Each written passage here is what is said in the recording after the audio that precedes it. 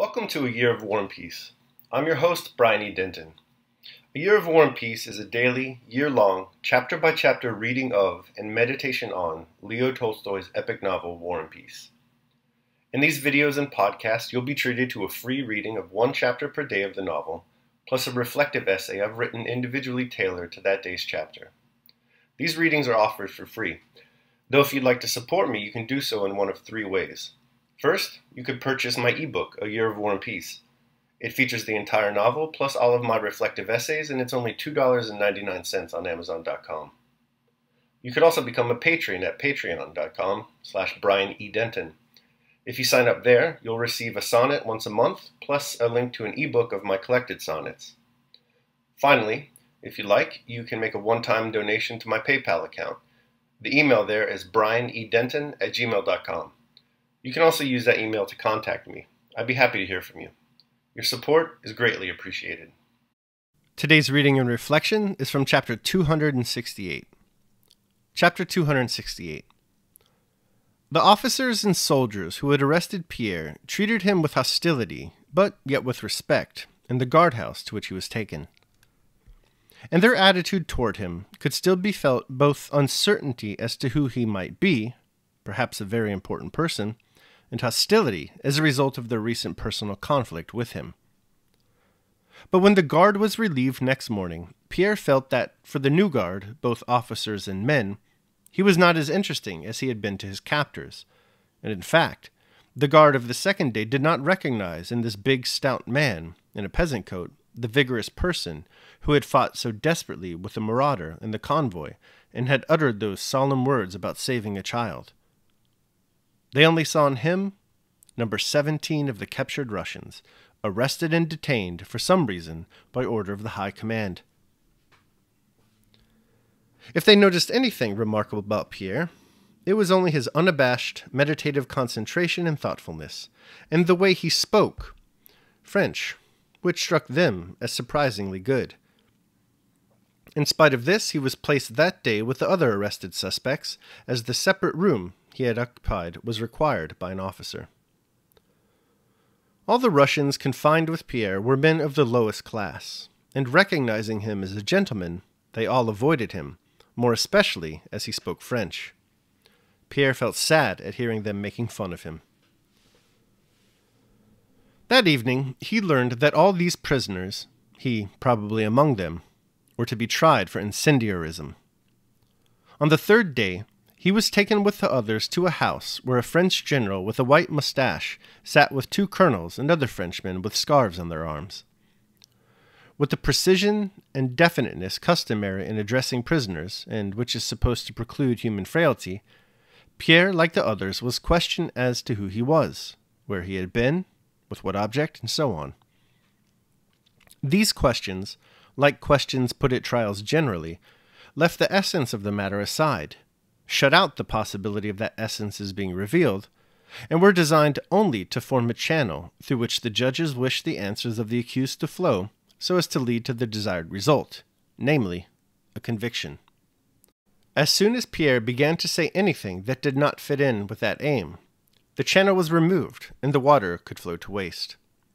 Pierre felt, moreover, what the accused always feel at their trial, perplexity as to why these questions were put to him. He had a feeling that it was only out of condescension or a kind of civility that this device of placing a channel was employed. He knew he was in these men's power, that only by force had they brought him here, that force alone gave them the right to demand answers to their questions, and that the sole object of that assembly was to inculpate him. And so, as they had the power and wished to inculpate him, this expedient of an inquiry and trial seemed unnecessary. It was evident that any answer would lead to conviction. When asked what he was doing when he was arrested, Pierre replied in a rather tragic manner that he was restoring to its parents a child who he had saved from the flames. Why had he fought the marauder? Pierre answered that he was protecting a woman, and that to protect a woman who was being insulted was the duty of every man. They interrupted him, for this was not to the point. Why was he in the yard of a burning house where witnesses had seen him? He replied that he had gone out to see what was happening in Moscow. Again they interrupted him. They had not asked where he was going, but why was he found near the fire? Who was he? They asked, repeating their first question, which he had declined to answer. Again he replied that he could not answer it. "Put that down, that's bad, very bad," sternly remarked the general with the white mustache and red, flushed face. On the fourth day, fires broke out on the Zubonsky rampart. Pierre and 13 others were moved to the coach house of a merchant's house near the Crimean Bridge. On his way through the streets, Pierre felt stifled by the smoke which seemed to hang over the whole city. Fires were visible on all sides. He did not then realize the significance of the burning of Moscow and looked at the fires with horror. He passed 4 days in the coach house near the Crimean Bridge, and during that time learned, from the talk of the French soldiers, that all those confined were awaiting a decision which might come down any day from the marshal. What marshal this was, Pierre could not learn from the soldiers. Evidently for them, the marshal represented a very high and rather mysterious power. These first days, before the 8th of September, when the prisoners were had up for a second examination, were the hardest of all for Pierre. All right, that concludes my reading of chapter 268 of War and Peace. I will now proceed to my reflection on the same. A Year of War and Peace, day 268. Crown with a Halo. Readers of A Year of War and Peace may have noted a strain of pessimism worming its way throughout the project.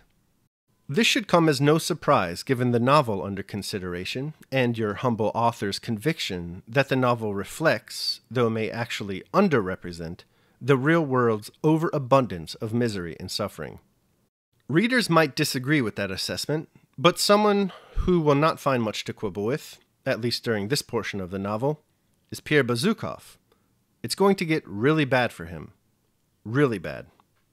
The story of Pierre's capture, imprisonment, and forced march out of Russia serves not only as a testament to the cruel agony of existence, but more importantly, as an example of, an opportunity for, thinking about how to live in this post-lapsarian world. As we follow Pierre's story, keep in mind today's meditation. It will be the basis for nearly all of our meditations concerning Pierre moving forward. Daily meditation.